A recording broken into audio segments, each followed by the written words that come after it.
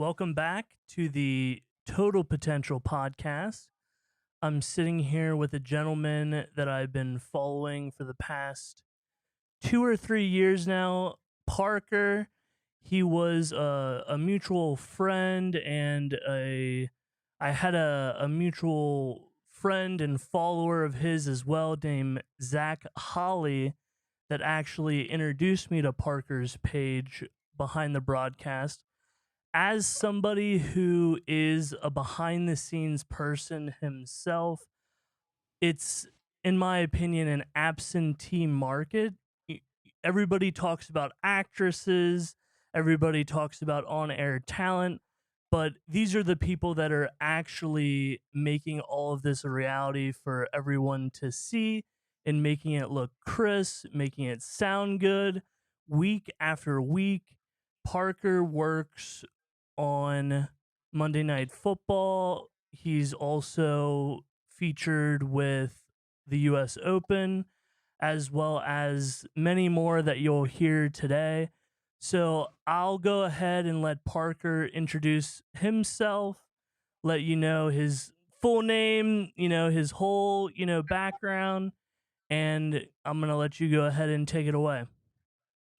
Yeah, thanks for the introduction. It's cool to have someone introduce me to something. It's one of the first. Absolutely. As this idea and this page and this business continues to grow, um, I'm fortunate enough to be able to experience these cool new things. So I appreciate you having me on. I'm super stoked to be talking about broadcast, business, social media, um, and just belief, because that's kind of what how I made everything happen, was just believing in myself and Yeah, how believing we in. both did, and that's really why we're here, right? Yeah, I Uh, love the name Total Potential Podcast. I mean, I think potential is like one of the scariest things someone can tell you, yeah, because if you have potential, you haven't gotten to that point yet. But just having the potential in general yeah. is an awesome thing for someone to tell you. So it's a good and a bad thing. I think my football coach told me that. He's like, it's one of the greatest things you can be told, but it's also one of the worst things you can be told, because it's just potential. It's nothing until you overcome that. No, and I like that you gave me that perspective because there is a negative component to it because potential is also limiting, right? That depending on somebody's budget, right? And that Right. for me, where I came up with the name Total Potential was at 15 years old, I started a mobile auto detailing business. Wow. And ultimately, if someone's car is 20, 30 years old, they Uh could huh. pay me, yeah, sure, they could pay me tens of thousands of dollars. I could buy all new parts. But for like an average detailer, you can only bring that car up to a certain potential. It's going to look great, but it's just going to look great for a 20-year car, right? So Sure. what I try to do is instead of, giving people unlimited reach, rather, Hmm. focus on what you are good at and, become a team player. Because I think in our society today, everybody wants to be the boss, everybody wants to be an Yeah. entrepreneur. When in reality, the way that you become successful is through helping other people and not Yeah. taking credit.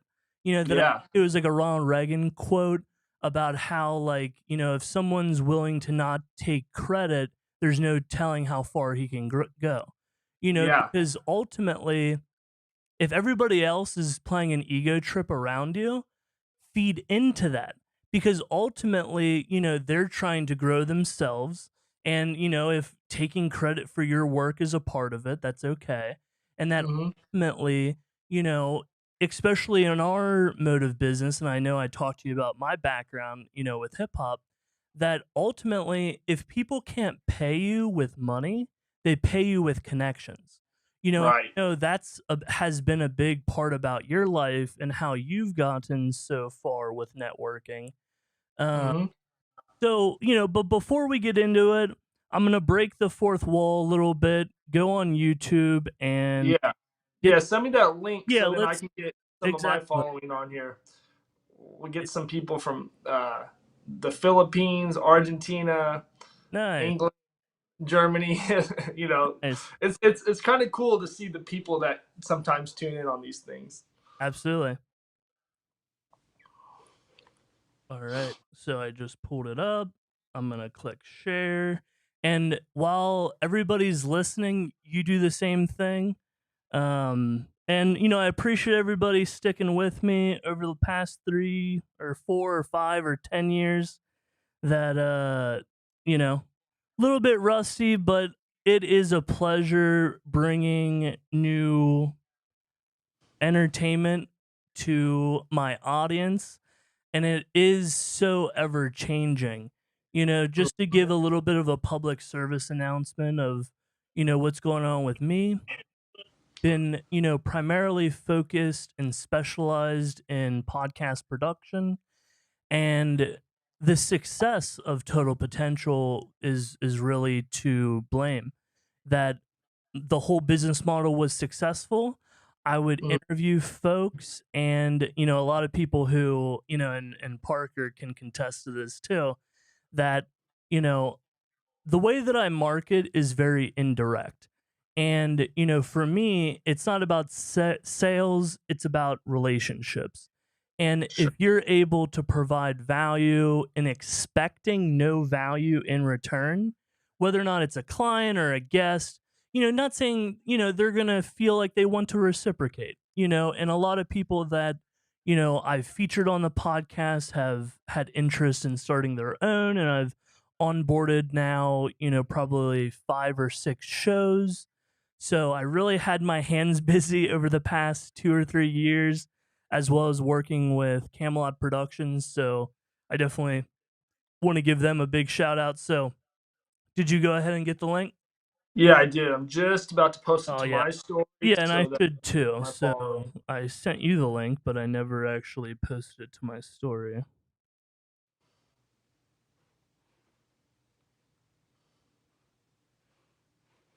So, yeah. This is the whole social media tango that we're all involved in here. Sure. But ultimately, the cool part about Ecamm Live is after the broadcast, it'll be immediately published, right? That the reason why I personally like the live aspect, as Uh-huh. an editor, is that after you broadcast, you're done, right? Yeah. And Yeah. Yeah. You're that's cutting the show kind of live. yeah, yeah, and that's nice. And obviously I could bring in music, I could even pop up a logo, but for me when I cut up the clips, the logo can get in the way, sometimes with copyright with the music. It's like for me, I just like it clean and to give people what they want, which is Mhm. value. And I think being able to break the fourth wall is nice because I think a lot of people who have a podcast are often, you know, not a lot of people want to show the behind the scenes, you know, Right. and that's exactly, what I'm doing now. And so, talk to me about your inspiration behind getting into whether or not it's camera operator as well as starting your Instagram. Was it family influence, pushing you towards this industry? Uh, Was it a situation that you were in younger that inspired you? Was it, a specific friend in your life? So, what was your initial inspiration to go down this path? yeah, sure. Um, my initial inspiration was I always wanted to be a part of sports. I played sports my entire life. I played baseball and football. Um, I was decent, but I wasn't ever like the best player on the team. I wasn't ever. I was more always a role player, pretty much. I was a wide receiver on an all running offense, so all I did was I was like a glorified blocker, basically on the outside. Um, I hit fifth in the lineup in baseball. I played left field, so I was never like the superstar.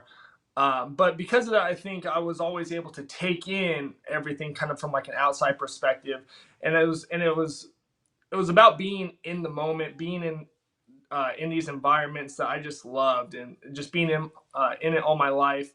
And I thought to myself, how can I continue staying in these moments, being a part of these things?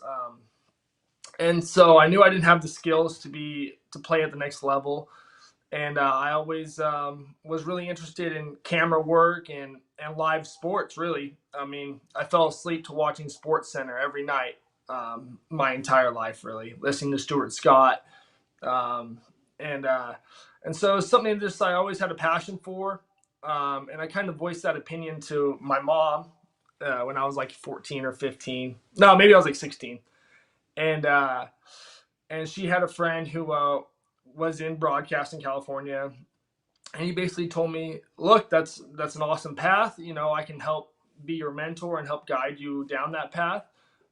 First thing I want you to do is get yourself involved, get your hands on the equipment." And the way I was able to do that was joining my high school like morning show, basically. The morning show is where we recap what happened at the school that week, or the score of last night's game, or we made up the weather for some reason.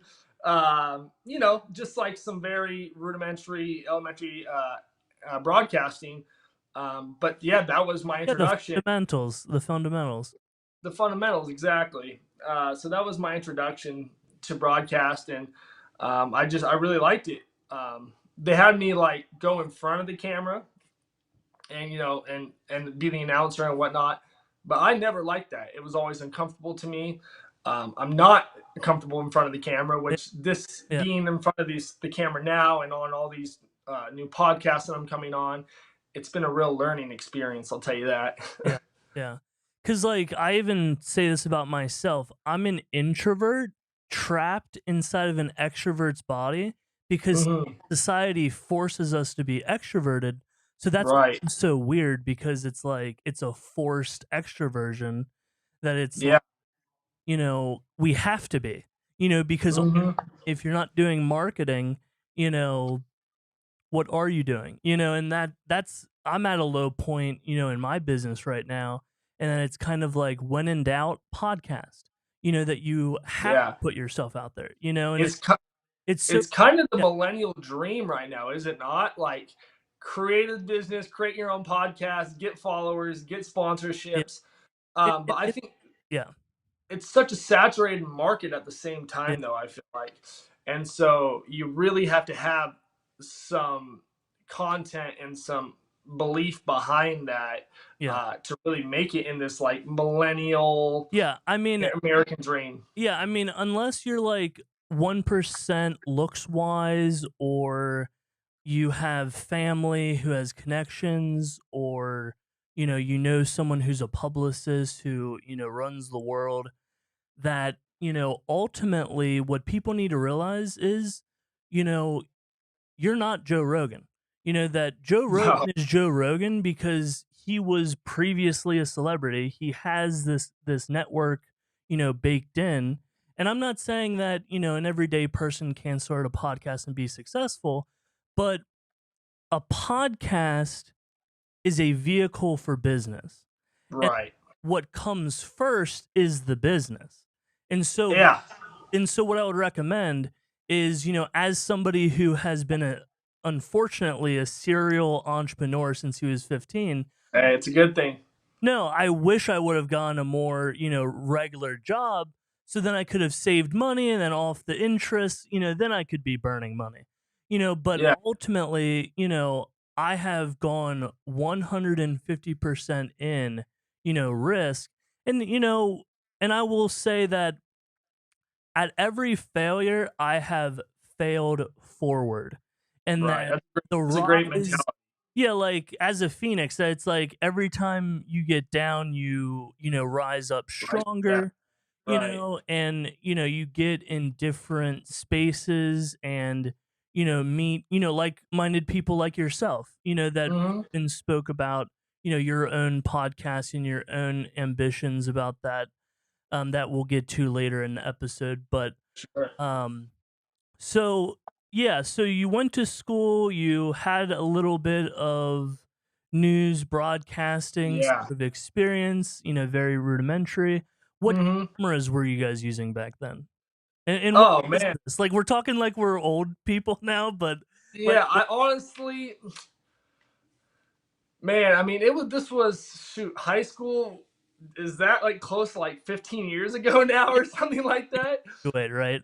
Um, man, I barely remember what I had for breakfast. Yeah, that's right. Uh, so I just remember, these cameras Yeah, you don't remember the being particular. like, they're like a camcorder, pretty much. I'm Okay, pretty sure. okay. Yeah. Uh, I think they like, yeah. I don't even see. I didn't know enough back then to really like, and I wasn't invested enough back then to really Oh, understand yeah. the camera and like Yeah, I didn't even take a and how the photography class. signal was coming out of them. Now that I think about it, like, yeah, I'm sure if I looked at it now, I'm like, oh yeah, this is how the signal's coming out. This is how everything's being transmitted. But looking back at it, I don't know. I really don't know because I was just like a 17-year-old boy that But was no, a way more. camcorder tells the whole story, right? That I didn't Yeah. know if it was like, you know, some sort of like wild setup. So yeah, No, this is a high school like little flip camcorders uh on little tripods pretty okay, much, cool, cool. Because like I'm if I remember correctly. envisioning some sort of like, movie type of scene with a school news program or whatever. Like that doesn't exist. You No, it doesn't exist. know, However, when stuff. I went to I'm sure college, probably there, yeah. yeah, when I went to college, that did happen actually. Um, Yeah. so I guess we, To I talk guess we yeah, can go there now. yeah. Um, so we talked a little about my mentor who kind of told me, get your hands on the equipment, which is what I did. And then I knew I wanted to come to California. I lived in Utah, and I knew I wanted to come to California to pursue this dream per se of being a cameraman and working in TV. And so that's what I did. I was gonna go. I was looking at schools like USC or UCLA. Didn't have the grades to get into probably either of them. I might have, but definitely the money was the deterrent from those two schools. And then there was a school called Cal State Northridge, which is it's a really big school, but it's more of a commuter school. It has Division I sports, but doesn't have a Division I football team. And because there's no football team, no one really knows about your school. So I went there because it had a program called CTVA. That stands for Cinema, Television, Video Arts. And so yeah, so I went and to learn CTVA, and it was a great opportunity. Um, it opened a bunch of new doors for me. I don't think college is necessary in broadcast by any means if you want to take a career in it. But it did help my career path in my instance. And so I would take these classes, and these classes had nothing to do with sports. Like you can't go to school and learn sports broadcasting. It's just not a thing. You can learn sports journalism, but that's like becoming a reporter on the sideline. And so these classes I took were multicam studio classes. So we're talking like being on a set like That that 70s show. that yeah, that 70s show, Boy Meets World, um I don't know, the Lizzie McGuire show. I don't know, like any type of studio where you could tell that they were in a studio and there was a multicam show and they would shoot the show. And so that's what I was learning in school. And luckily, in these classes, our professor put us in these groups, like groups of five, in a class full of like 30 people, let's say, or 35 people. And so we got these groups of fives, and then everyone was divvied into certain positions. One would be like a director, one person would be a TD, one person would be a cameraman, one person would be art department, and so on. And then the rest of the class would fill in all the gaps that were missing. So each group had like the main core spots, and then we would rotate groups, and we would make our own TV show, and we'd have to film our own TV show, right? Quote unquote TV show.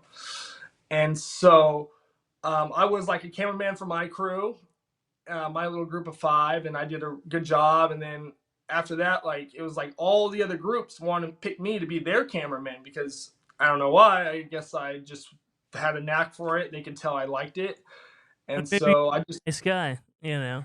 yeah, and so He's I just continued being a cameraman, and then like thankfully the program at our school, like the in-house broadcast program that covered D1 basketball, D1 soccer, D1 volleyball, was redoing their whole infrastructure for their like jumbotron big board, and so um, because of that, they were looking for cameramen, and not just any cameramen that would work for $10 an hour, yeah.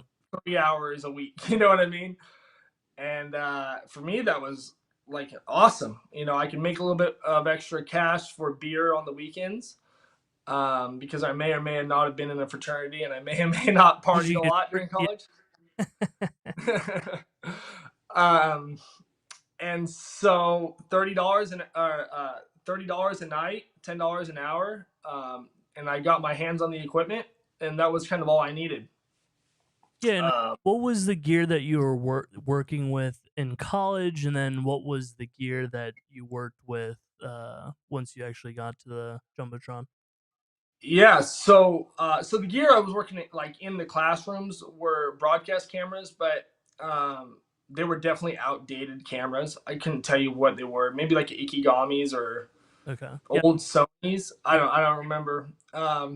But then when I got to this jumbotron job, like I said, they just redone the whole infrastructure, and so they got new cameras, and they were actually like nice broadcast cameras. I think they were like Sony 2500s at the time.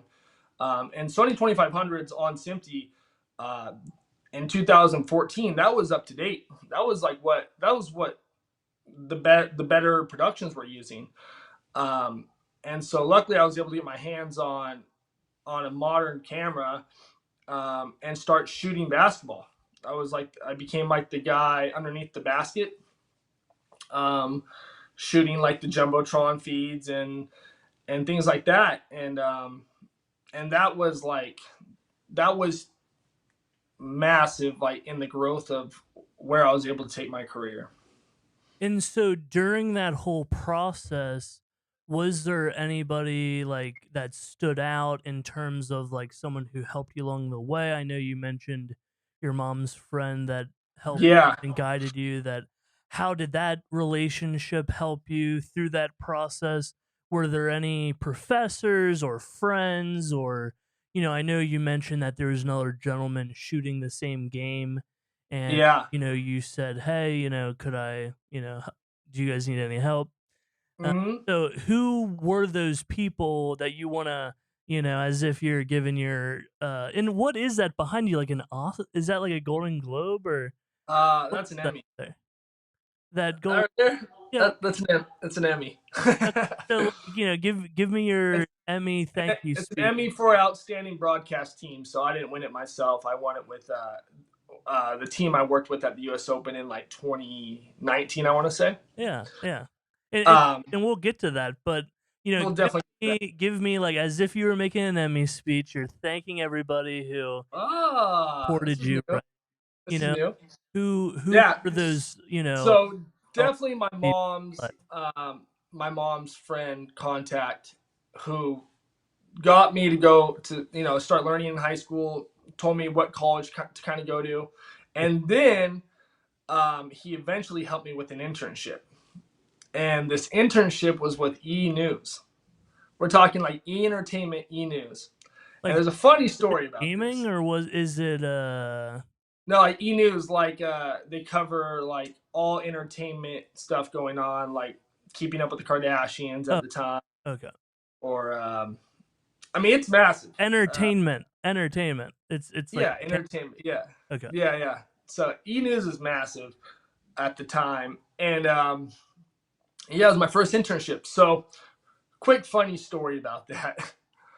So I go in, I get my internship, I interview, everything goes great, and it's the day before my first day.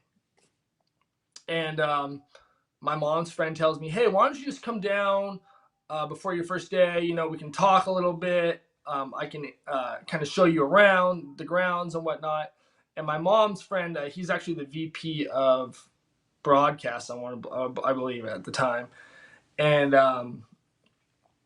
so I was all for it, you know. So I went and did the walk around, and we never made it in the studio. The studio was closed down, and I didn't know what my internship was going to be. So really what we were doing, we were walking around like all the editing booths, and we're walking around a lot of the cubicles and the offices and stuff like that, because that's kind of where he worked. And I would see how people dressed in those cubicles and in the offices. And so I got an idea. I was like, okay, so this is how these people dress. This is how I'm going to dress. How did they dress? Oh, just like nice collared shirts, you know, nice slack pants, nice shoes, like office attire, Yeah. business attire. So I'm like, okay, this is how I'm gonna dress. So fast forward to my first day at work, right? I show up dressed like that. Well, I'm actually a studio intern. They threw me in with like the cameraman and the utilities. Yeah. Yeah. Cameraman and utilities wear like Well, maybe a flannel, like baggy pants, like, you know, they're a little bit scruffy around the sides. Like they don't dress like an office person. yeah. Yeah. And so here I am, like clean shaven, like all buttoned up, like looking like this little preppy boy. And I thought they were gonna throw me out of that room. And they told me, they said, if you come dressed like that again, we're not letting you inside the doors. And I was like so embarrassed, because it's like my first day. I'm trying to make an impression, and here I look like this office, you know, like Yeah. person, completely out of my element. Like you don't wrap cable in nice pants and shoes. You just don't. Yeah. Um, and so and they taught me a valuable lesson that I really owe a lot to that crew, because number one, they taught me how important it is to be on time, or being on time is late, being 10 minutes early is on time. Yeah. Yeah. And before I could come into the door every single day, they gave me a 500-foot SMPTE cable. SMPTE is like the camera cable. It's pretty thick, it's pretty heavy, and these are 500 feet. And they said, you cannot walk in these doors until you wrap this entire cable over under perfectly. And I remember when I first started, it would take me, I would have to get to work an hour early just to wrap this cable, and then be on time. There were a lot of times where I would get there a little bit late, and then I'd be trying to wrap the cable, and then they literally locked the door, like they're like, you're not coming in until that's done. And then I was late, and then I had to do more wrapping of the cable as like a punishment. You know what I But it's mean? like that camaraderie, and like it's almost like a frat. Like that, Yeah, it the kind of was. initiation. It It's was kind the of like an initiation. yeah, absolutely. And so honestly, by the time I had my internship was over, it was like 3 month internship. I was wrapping that cable in like 5 minutes or less. I was on time for work every day, and they started trusting me to go out on the internet, on the floor of the studio show, and move the cameras around, move the monitors around.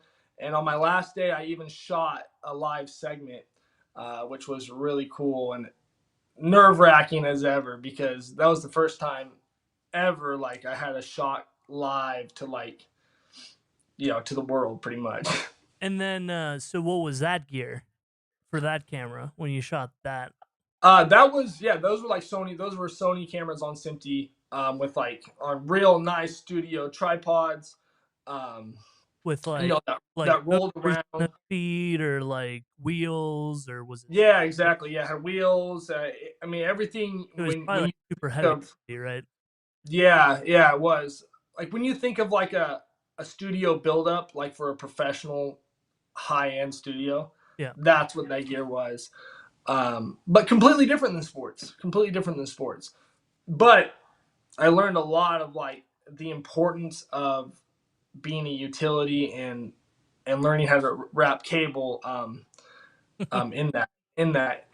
And then I was just, you know, and then kind of this was kind of happening during the same time I was learning how to be a cameraman for the Jumbotron. And so, you know, I was able to bounce ideas off of them at my internship. I was able to apply that as the jumbotron. And when we would shoot these games, right? So like I said, I went to Cal State Northridge, and these games weren't always the biggest games happening in the world or in the country. You know what I mean? So they would be covered by very low level broadcasts like Fox Sports West, or not ESPN 1, not ESPN 2, ESPN 3, like web streamed. And so these low level broadcasts would come in and film the games, and I'd be sitting right next to them with a camera on my shoulder. There'd be a guy right next to me with a camera on his shoulder. He's making $50 an hour. I'm making $10 an hour. And I would talk to him, and I'd be like, hey, I'm shooting the same thing as you. You can see my replays up on the jumbotron. I want to take this to the next level. How can I do it? And then finally, I talked to the right person. They gave me a contact, an email. And you write that person the email, and luckily, they wrote back, and I was able to get on an ESPN 3 crew, going from making $10 an hour to about $15 an hour, like about making about $150 a game, which, I mean, going from $30 to $150, that was great for me. Yeah. So No, and that's that how that works. I like when I heard you tell that story, I can identify with that as well. That I used to edit podcasts for like $30 an episode, versus Yeah, 150, now 250, so right. it's like it's a whole new world that, it's not just, and obviously you're working in a more corporate type of sphere, you know, Mm, but so how has that been different? That cuz you're a freelancer, correct? yeah. So Yeah. I'm completely So, freelance. yeah, so what is that like going from, different companies that you're working with? Like, who are you all working with? Like, how did you come to decide to not, hitch your wagon to like a specific company?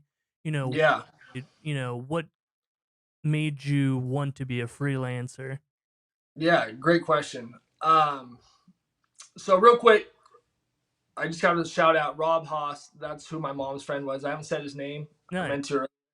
Rob Haas is his name, and he really changed the game for me. Yeah, and Uh, like, cause that's what I asked. Like, other than Rob Haas, were yeah, there other people on there really wasn't. or No, friends that helped you? It was mainly no, there really wasn't. It was Rob Haas, and then I got on the ESPN 3 crew, and then we became a family. That ESPN 3 crew was so good.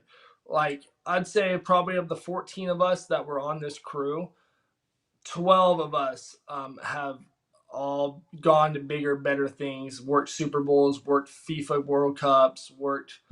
That crew was so awesome, and we were all like 22 years old, and just we all wanted to get it. We all wanted to produce the best show we could for like a live internet stream. And was this Uh, in Cali, or was it like a mobile thing, or like yeah, so what was it? yeah, so this was in Cali. So the ESPN 3 crew, basically we Cal State Northridge was in this conference called the Big West Conference.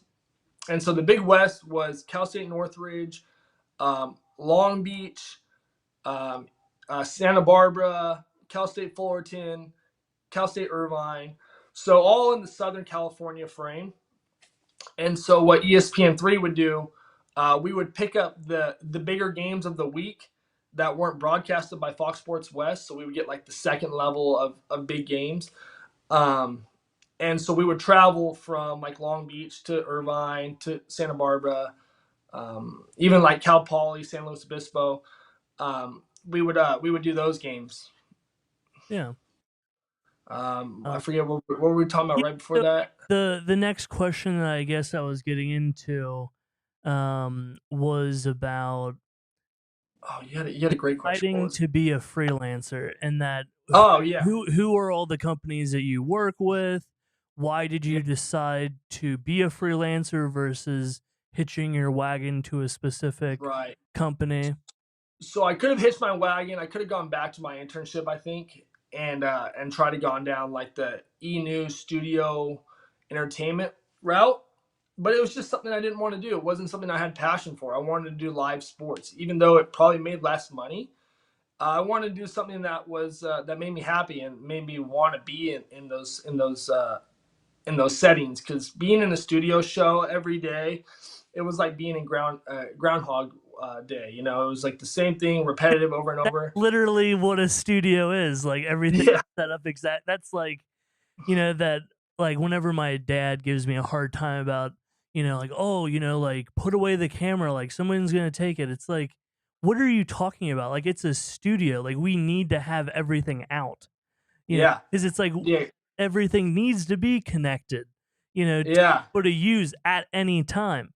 You know, hmm that's the whole purpose of a studio.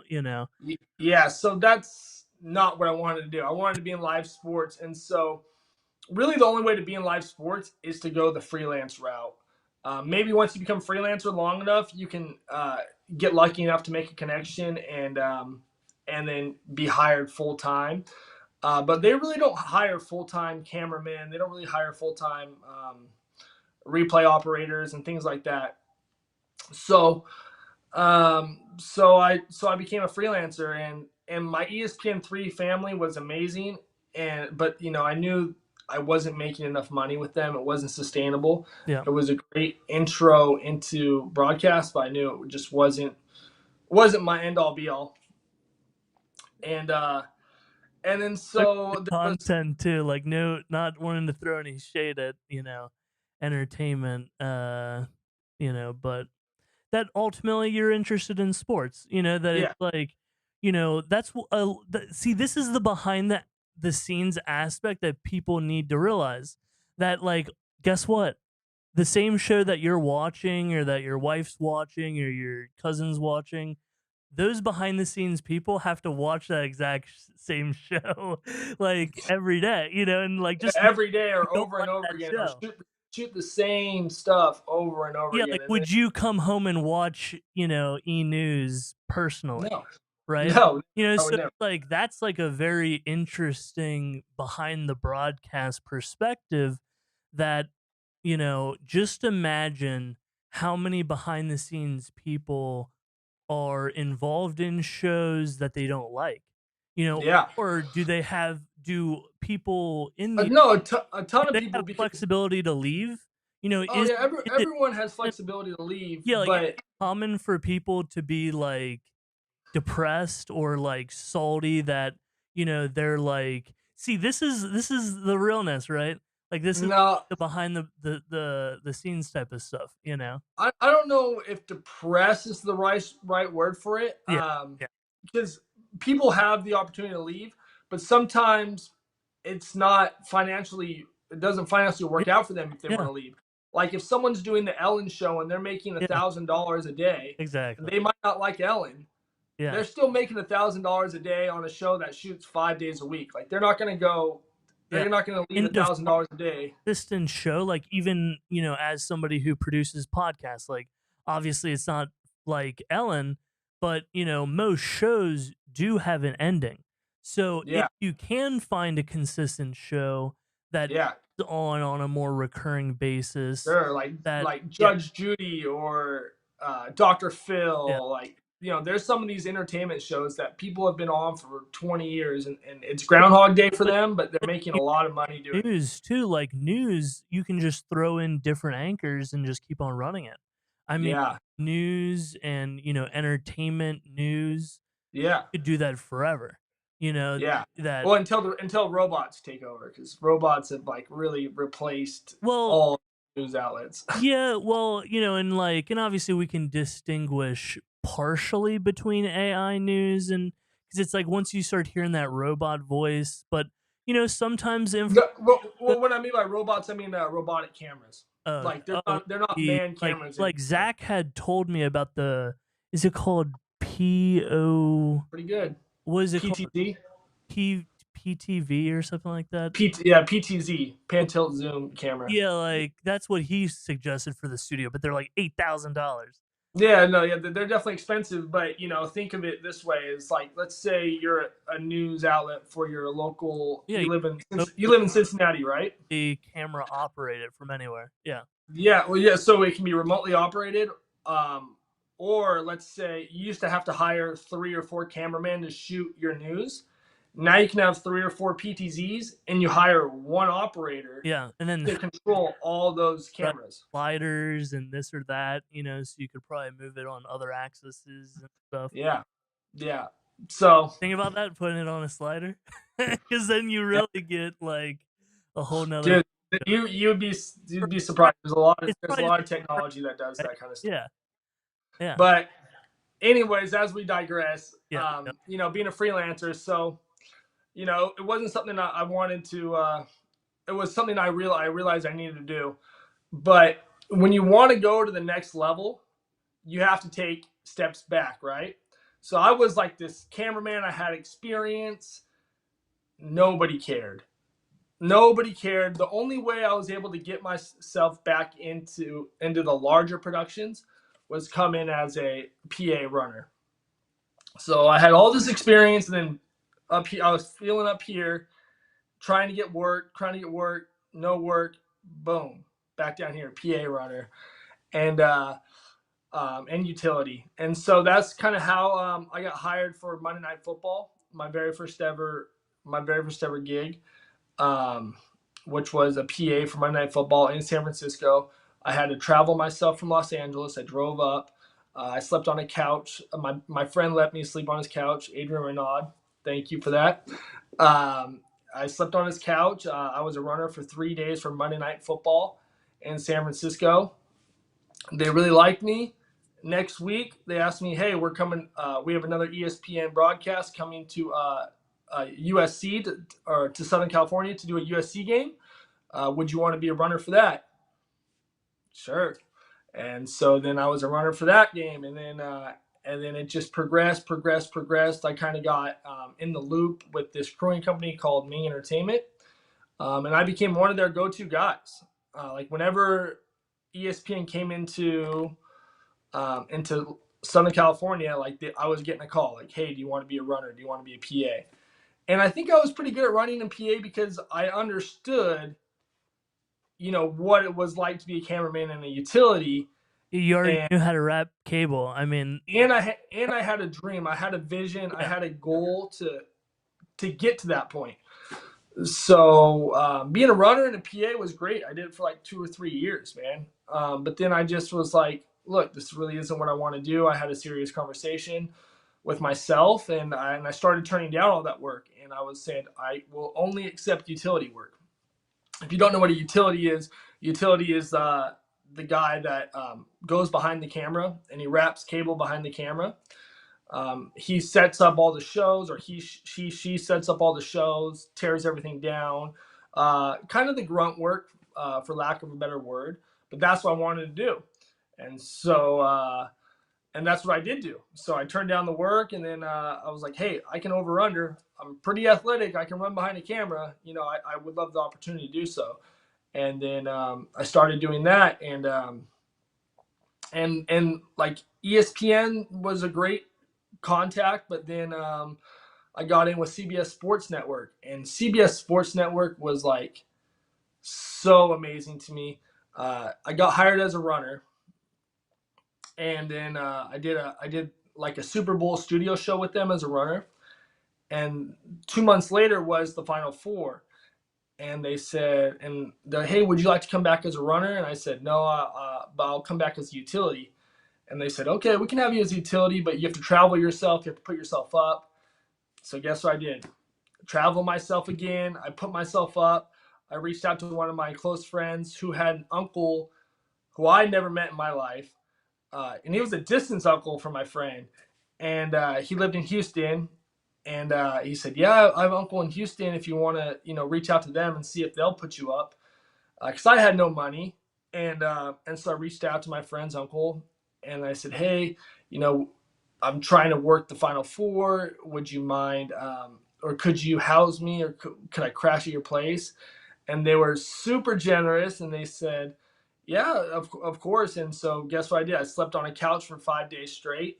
I did the utility work for CBS Sports Network in Houston, and then after that, I became that show's utility until, and now I'm a cameraman on that show. But like 8 years later, looking back at it, like they've been super loyal with me, and I can always count on doing the Super Bowl with them, and I can always count on doing the Final Four with them.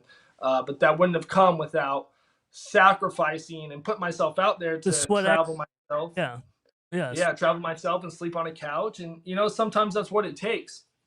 And so that was my CBS Sports Network contact, and then so now I had ESPN, I had CBS Sports Network, and then little by little, man, I just started getting more and more jobs, and networking, and meeting new people. Like if I could, I really want to do this one day. I don't think I'll ever have the time to do it, but I want to make a map, like a web map, and having a main source like ESPN here, which branched out to this job, which went to this job, which went to this job, which went to this job, which connected me to this person.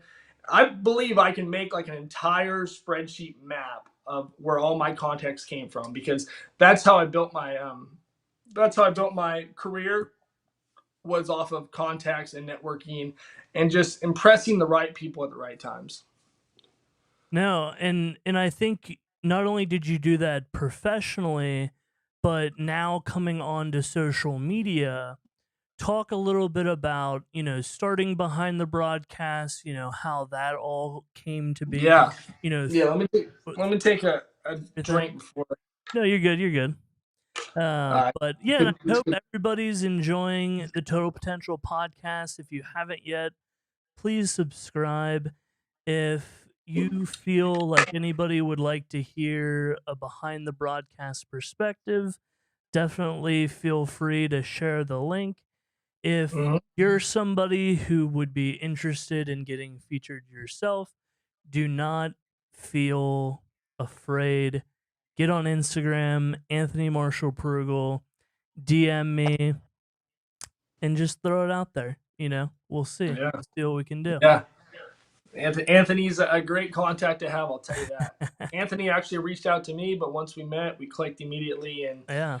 here we are doing a podcast. And hopefully, Anthony will be helping me Oh yeah. do behind the broadcast Yep. podcast. Yep. But That'll be uh, the third section of the podcast that yeah, we covered. What I typically like doing in my podcast is giving a very raw introduction, and then now we're finally getting into the sauce of it.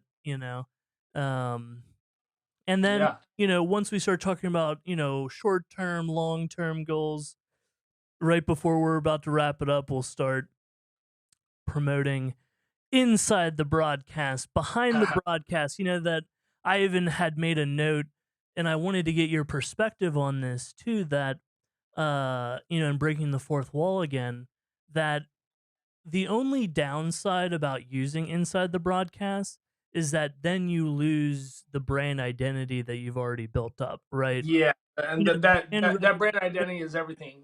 yeah, It's really, so although Inside the Broadcast is a good name, it's still to be determined exactly what the name of the podcast is. And ultimately, Parker is going to make the executive decision. But, just within our first conversation, the sort of brainstorming that, we were able to produce. And the one reason why I was able to do this is I've been a fan from yeah. I don't know if I followed at 2000 or what That's was pretty early. I you know appreciate that. that, and I have no way, like I even went to Social Blade to like investigate when you had 2000 to then Yeah. be able to figure out when I followed.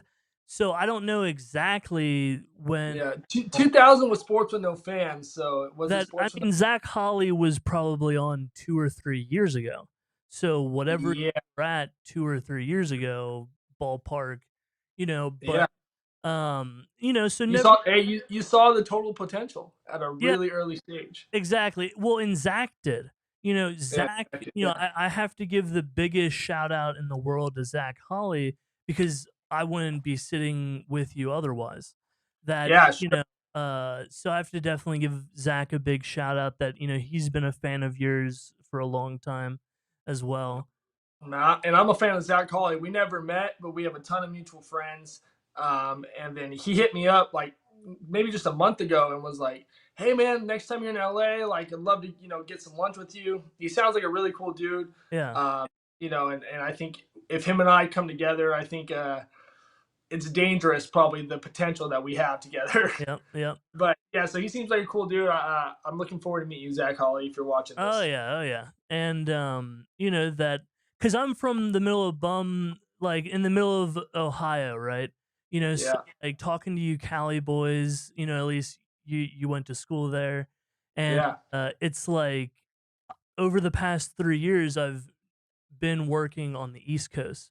With Camelot Productions was in Philly Mm. and Hey, Chris does in New Jersey. go in on that real quick. I just have to Yeah. go Yeah, to the restroom real you're quick. good. I'll keep ramping here. But Yeah, ramble. yeah, so this, was a great opportunity to have Parker on. Coming from my background in the middle of Ohio, having to grit my teeth working through the trenches of Cincinnati, I, developed a lot of experience working with camera equipment. And although people couldn't pay me, they paid me with their connections. And that whole theme of my podcast of networking and helping others and building up goodwill and good karma, it has lasted me this long. And that's kind of how I look at my podcast. Not only is it an opportunity to help other people, but also an opportunity for everyone to, learn a little bit of something, maybe hear something that they didn't know before.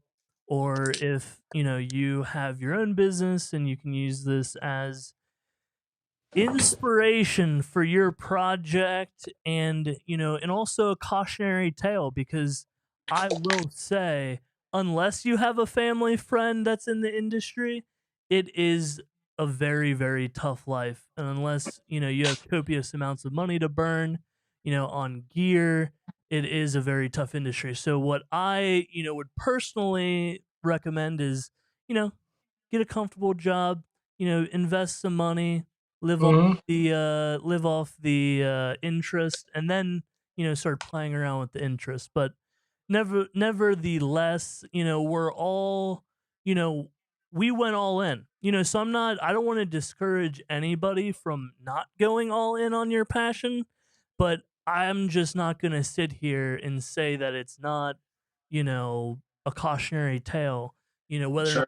sleeping on couches or you know um every aspect of it, whether or not that's a retirement or health insurance, that these are all things that, as freelancers or entrepreneurs that, you know, the not just financial, but also the emotional side too. Uh, Yeah. but we like having variety. Like we like Mhm. having variety in our life. We don't want to go into a cubicle every day. I So can never. That person's just not me. yeah, or even be I like can't work nine outside, to five. like thinking about like being a landscaper with like all the smoke all this summer. Like when I Sure. was a detailer, like I loved being outside, but just imagine if you're forced to be outside when it's smoky outside. It's like that would suck, Yeah. you know. Man, I did Uh, it. I did it. I mean, my dad didn't graduate high school, and see, I wear this bracelet for him. He's still alive. He's not dead or anything, but it just reminds me where I came from because my dad's a carpenter, yeah, and he kind of wanted me to go down the carpenter route, and I could have gone down the carpenter route. Um, but you know what? I had a dream, and I had some opportunity to pursue, and my dad, as much as he wanted my help and he needed my help, he also said like you don't want to do this your whole life. And yeah, I was pretty good. I'm a really hard worker, and that's and real. so Like, and still use your profession, to make money. You know, yeah, to get a start. That. And so obviously you made it in some aspect in the industry. Now, what was that turning point for you to start, creating your own brand, uh, Right. and showing what everybody wishes that they could see, you know? Yeah. So the turning point was COVID. You know, a lot of people look at COVID and it was really dark times in their lives. You know, everyone was out of work.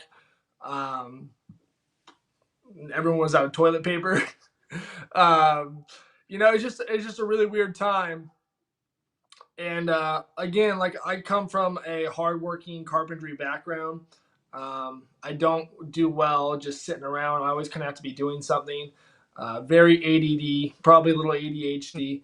Um, and so COVID was happening, and I remember, I remember COVID happened. We were all out of work, and then towards I would say like the middle of COVID, if we're gonna put like a timeline of COVID, um, the sports started coming back because for a while there were no sports, right?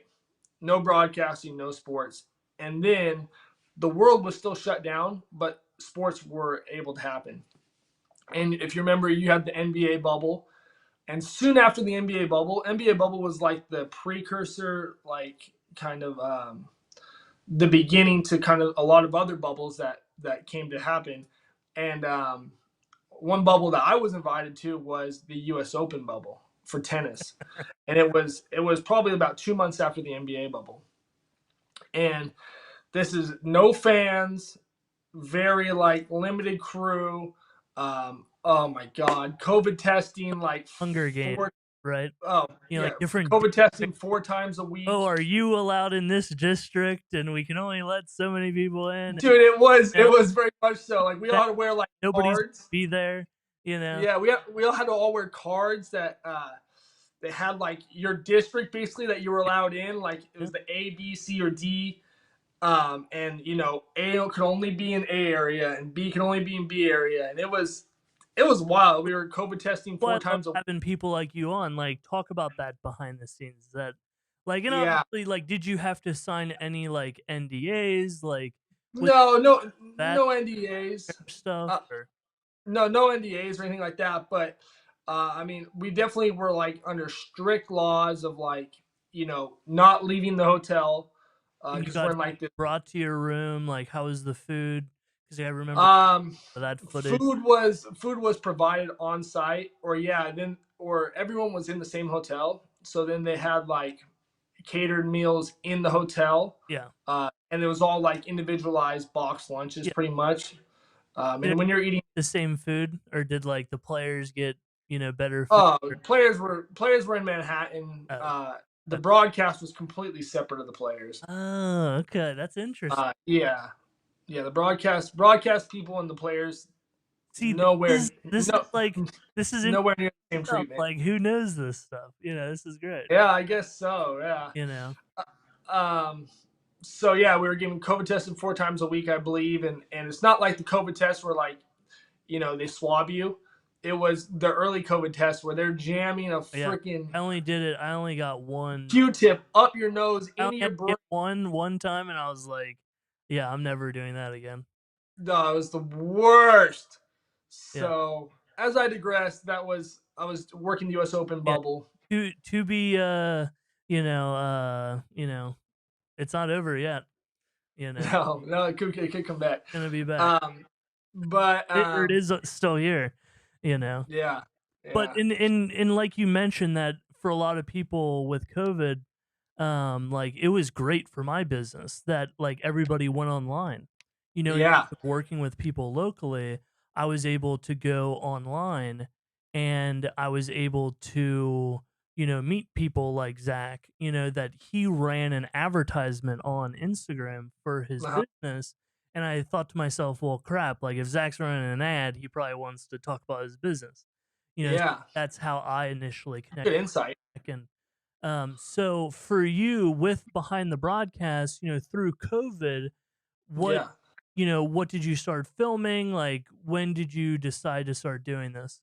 Yeah, so it wasn't behind the broadcast to begin with. It Oh, was a company called Sports with No Fans, nice. and Hey, and it may be back. You know, do you it still may own the URL somewhere on an? I still have it. I still have it all. Okay, So good, good. holding That's on gonna to be it. our business call. You know, I'm gonna be like, uh, that. You know, this is Yeah, this is a channel that may come back. yeah. No, we're keeping it all. Um, but yeah, so I remember being in this U.S. Open bubble, and it was the finals of the U.S. Open. I mean, this is massive high class, world class athletes playing tennis against each other, and it was just myself and a couple cameramen in the entire arena of 40,000 empty seats. And I think they had like the jumbotron at that point where like people could zoom in and they could like show their face or whatever.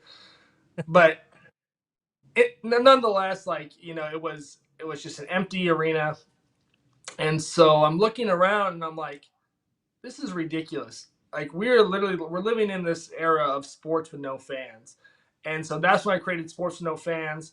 The U.S. Open bubble stopped. I came home, and then there was still like a big lull in between the bubble and then getting back to normal broadcasting.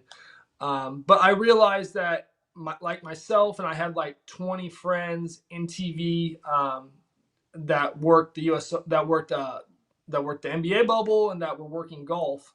And golf stayed open pretty throughout the whole COVID pretty much because golf was outdoors, blah blah blah. But so I had those friends and I hit them up and I said, hey guys, I'm creating this Instagram. I'm so bored, called Sports No Fans, and we're just going to show the behind the scenes of what's going on in these arenas while there's no fans. Example, the cardboard cutouts, urinals being saran wrapped, drinking fountains being saran wrapped, um, like every other stalls you could go in, just like weird things you would only see in COVID. Yeah. And so that's what me and my friends did. But when you We took think about it, like, most people skip a urinal. urinal or whatever, or skip a thing. So it's Yeah, like, we already do, oh right? man, you know. Uh, But so so yeah, so then my friends, we just started sharing, and I created Sports No Fans, and I was so stoked when I got my first 10 followers. And then 10 followers became 100 followers because it became like a very niche industry thing of just like people sharing what's going on inside these arenas. And then 100 followers became 500 followers, and then 500 followers became 1,000 followers.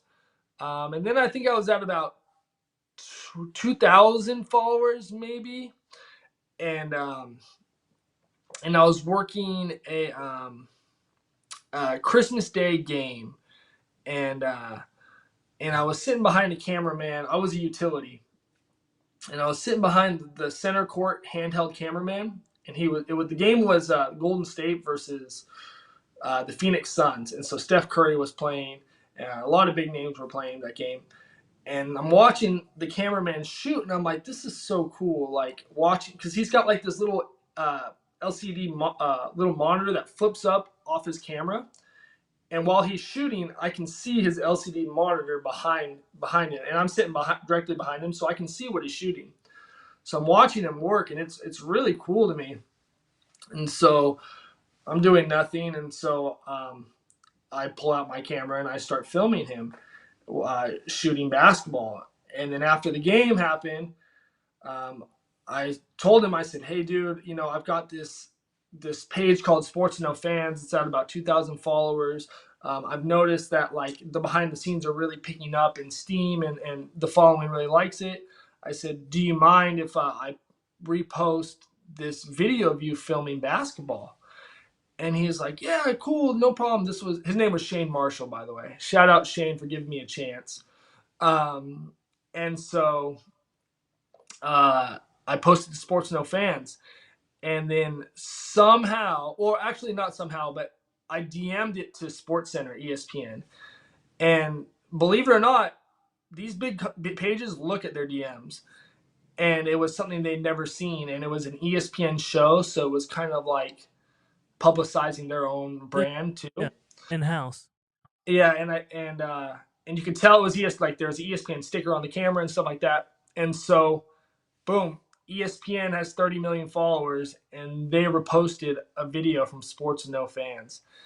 And I was like, holy smokes. And I think I went from like 2,000 followers to like 4,500 or 5,000 followers after it, which, doubled my following, like, in a couple weeks. And it was a proof of concept to me. I was like, whoa, people really do think this stuff is cool too. And so fast forward to about 3 months later, 2 months later, I'm working the NBA All-Star game. And a very similar thing happens where I'm on break and I'm watching, it's the NBA 3-point contest. And I'm watching the cameraman that's up in the stands, and he's got like what we call a crank zoom. And he's zooming into the 3-point contest of like the shooter shooting the ball. So he gets real tight on the ball, watches the ball fall through the net, and then pulls out and goes back to the player and keeps doing that back and forth, back and forth. And so I'm watching him, and I'm like, man, this would be really cool behind the scenes again. And it's still sports. Oh no, I changed it to behind the broadcast after the first post. Yeah. But there was like no. And how did you come up with the name? Like, what was that like? Was it just you sitting there thinking like, oh, now it's behind the broadcast? I remember because the fans had come back, and all my friends, and everyone was my family. They're like, Parker, you're wasting your time. Sports with no fans doesn't make sense anymore. Well, And then good I people was like, you to be straight up with you like that. That's great. yeah, oh yeah, my family's very straight up with me, and I'm very straight up with myself, and I knew it too. Yeah. And so I was like playing around with these ideas. Like I thought maybe it could turn into like a stadium page. So I was like sunsets and stadiums, and like behind the stadiums and underneath the bleachers was an idea, because like we're Yeah. always underneath the bleachers and Yeah. things like that. But I wanted something that really connected all of broadcast, and broadcast is huge.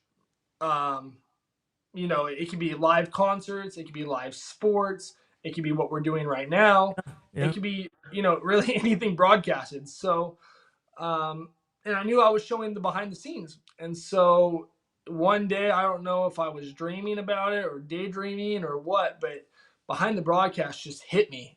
And I was like, that's it. That's it. It's got a good ring to it. It's a little bit long. It's like saying behind the scenes without saying behind the scenes. So it's like Exactly.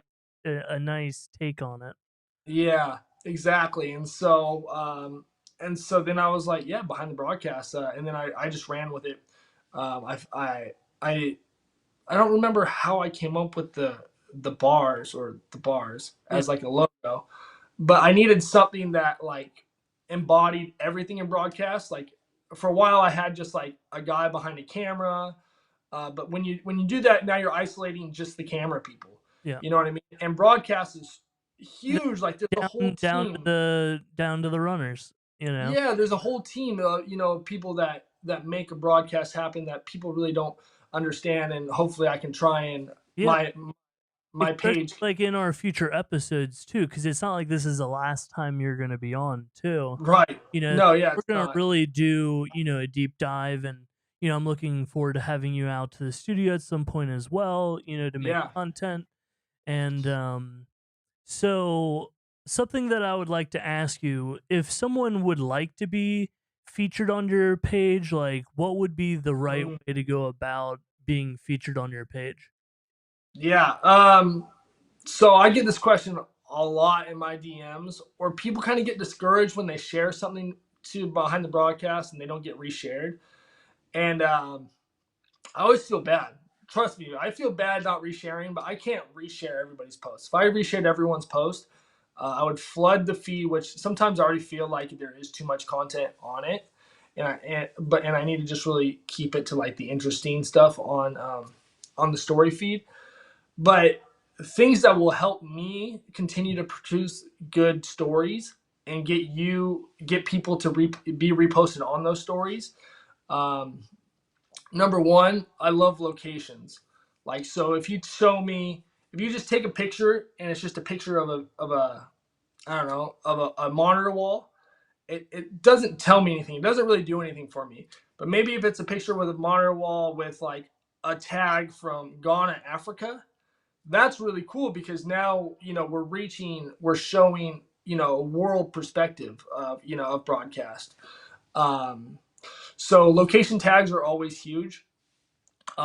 Videos, like I don't really like to post still pictures anymore. Still pictures just don't show enough, and people aren't engaged with still pictures as much as they And, should. and the thing that comes to my mind, instead of just like taking a tight shot of a video wall, maybe back out of the room and then show the whole room with the video wall being a Yeah, component of it, and then actually people there working too.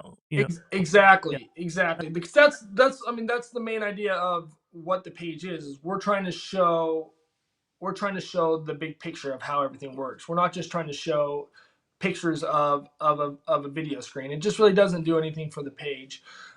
And I also don't like to show faces. If you're like taking a picture of you and your camera, yeah. like that's not what this page No, is. and Yeah, we're this is we're that here to highlight people. style for photography too. Like I love candid. So Yeah, like having more candid stuff is much more authentic. 'Cause correct. anybody can just smile at a camera. If you ask somebody to smile, it's going to be partially awkward. It's not going to be a real smile. So like it's better to just capture like the real candid vibes. Yeah, the real raw.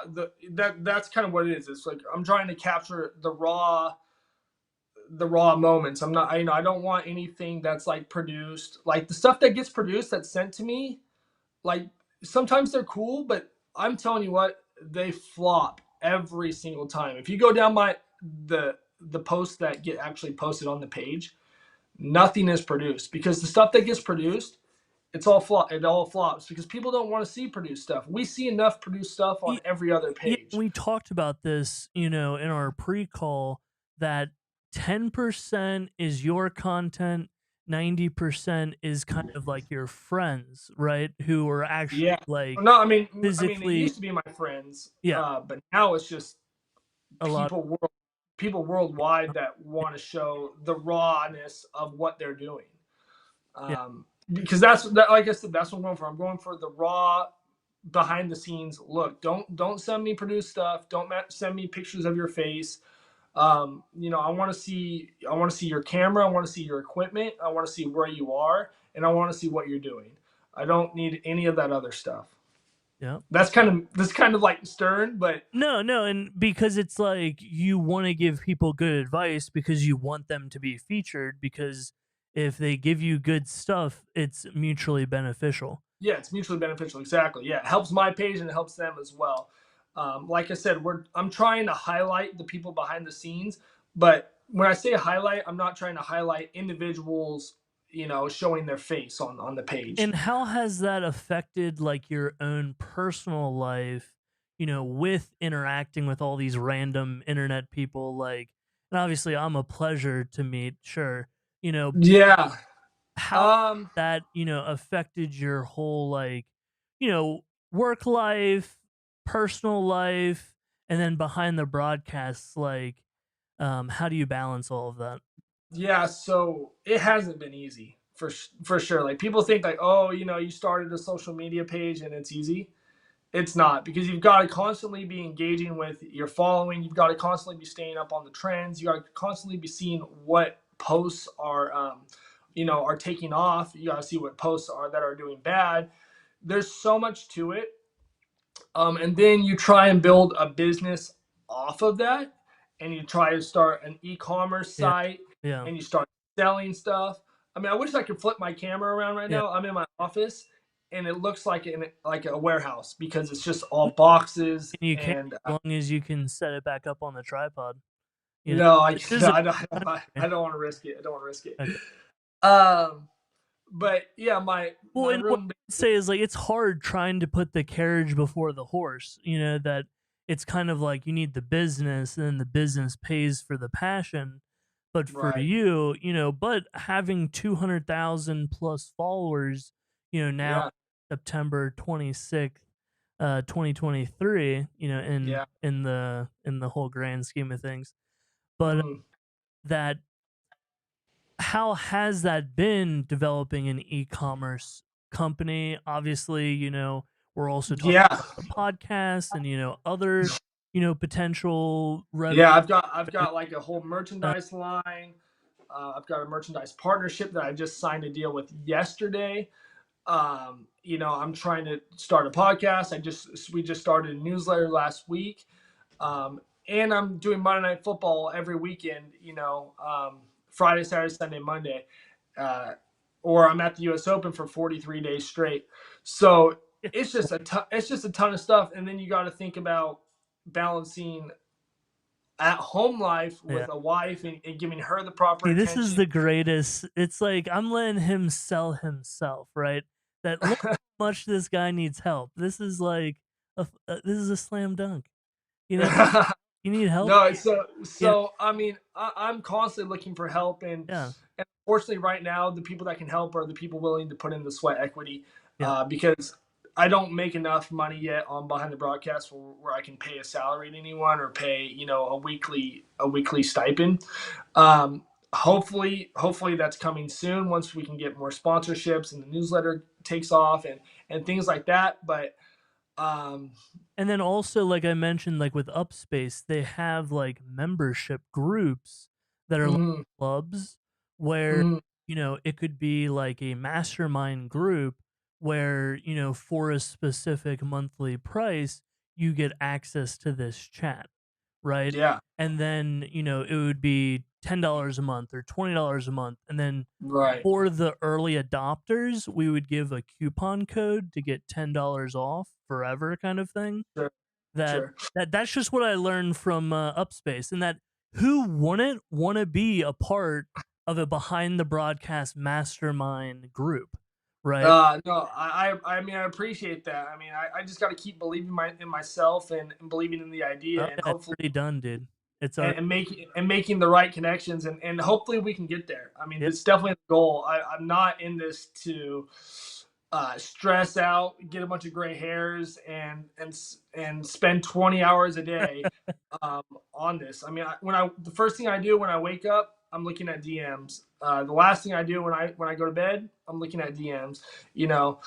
It's worldwide, so Yeah, you talk about know, that so aspect that, like have interacting with people that are behind the broadcast in other countries and stuff, like talk about yeah. that aspect interacting. Yeah, I mean, so it's worldwide. So in the daytime, I'm dealing with a lot of people from the United States and from Argentina or uh, Chile or Mexico, everything on this side of the world. And then all overnight, once I clear all my DMs from the day, overnight, another 20 DMs builds up overnight because there's people in Germany, there's people in Australia, there's people in Japan um, that are creating content and sending me content. So then I wake up and then I got another, 20 DMs to filter through. So, I mean, I kid you not, I put in probably 20 hours a day. Like I feel like, in this company. And so, um, the help is very needed, but also, Yeah, that you're a you know, startup, and that like that's not new, but yeah, you have the vision, you have the network, and that's what's important. It is potential, and that it is dope how early you are in on the process because yeah. ultimately, if you were already making it, you wouldn't necessarily need me, No, or I mean, exactly, yeah, that, no, I like, mean that's that very true. I mean, yeah, that's important for a lot of people to understand that, putting sweat equity in on the ground floor with a startup business is how we get to where we're at. yeah, Everybody things just wants don't to happen. give yeah, exactly. It doesn't just happen. And everybody wants to give like executives crap at companies, but those executives at companies were probably the bros of the guys who were starting the company Yeah, who, risked their life, and that the story that's very commonly untold is the person who failed. The Yeah. thousands, the millions of people who've failed. You know, Yeah. so it is a risky business to do, but if you are going to do it, getting in with a startup is, great, but, obviously finding the right people is important.